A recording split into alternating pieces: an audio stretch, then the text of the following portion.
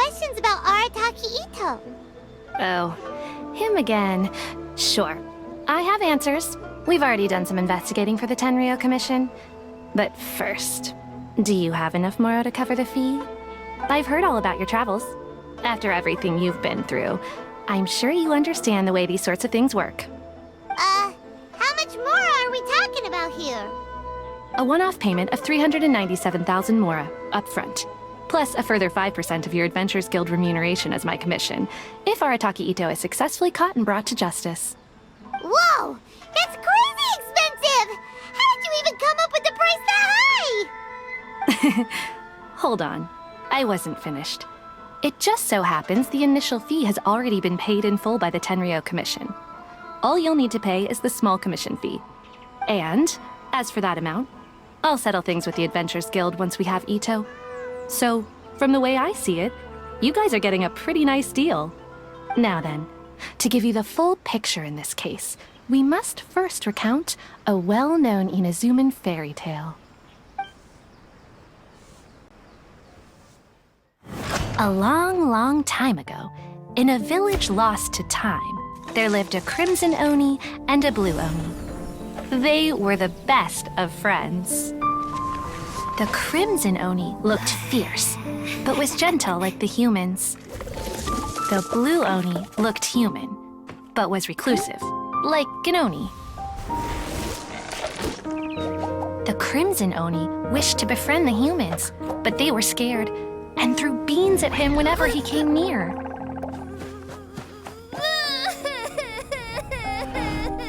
So the blue Oni said to the crimson Oni, Akka, I'll cause trouble in the village. You'll come and stop me. Then the humans will accept you. As planned, the crimson Oni chased the blue Oni away. The crimson Oni's deeds spread throughout the land, and people finally accepted him.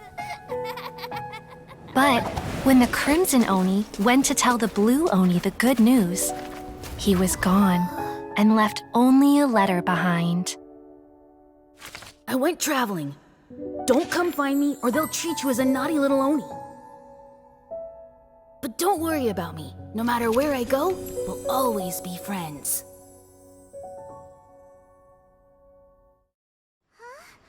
That's it?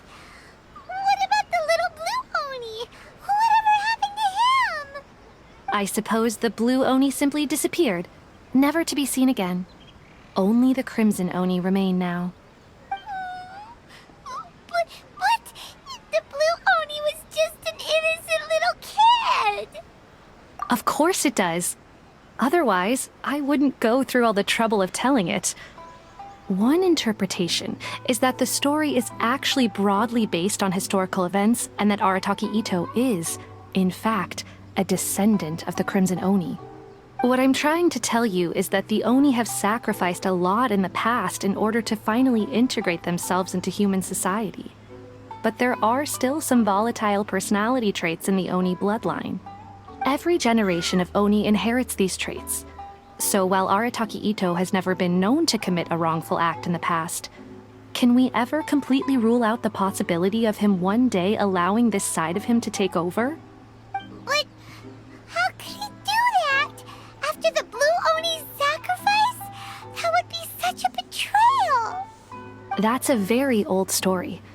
Nobody knows how long it's been since the blue Oni disappeared. We can only assume that they have long since died out, in which case, it would be quite a stretch to say it still counts as a betrayal at this point. Besides, the suspect has already confessed. What is there left to discuss? According to my investigation, he was headed southwest. I would bet he's already made it to Yashiori Island by now. The Tenryou Commission is unable to enter territory controlled by Sangonomiya troops. No doubt that's the reason Arataki Itto chose to flee in that direction. Don't mention it. I'm just doing my duty. Wait! Paimon still has a question. If Arataki Itto has given in to his bad side, won't that mean he's extra mean and violent now? I could only assume so. Judging from his previous bouts, he is a skilled fighter with a lot of brute strength. Whether or not you'll be able to handle him, that I do not know. Okay, but what's up with people throwing beans at Oni? What use is Ah, yes. Now that you mention it, I seem to recall that Arataki Itto is allergic to beans. In fact, all Oni will avoid beans, but especially Itto. I heard that just touching a bean is enough to incapacitate him. If you could weaken him a bit by triggering his allergies, perhaps you'd have better luck subduing him. Right! Knowing our target's weakness will make things a whole lot easier. It just so happens that I have a bag of beans right here. I was planning to use them to make some porridge, but I think you will find a better use for them. Of course, I will charge the Adventurers Guild a fair and reasonable rate for the beans. Sneaky! But also, thanks! Let's head to Yashiori Island and start looking for Itto!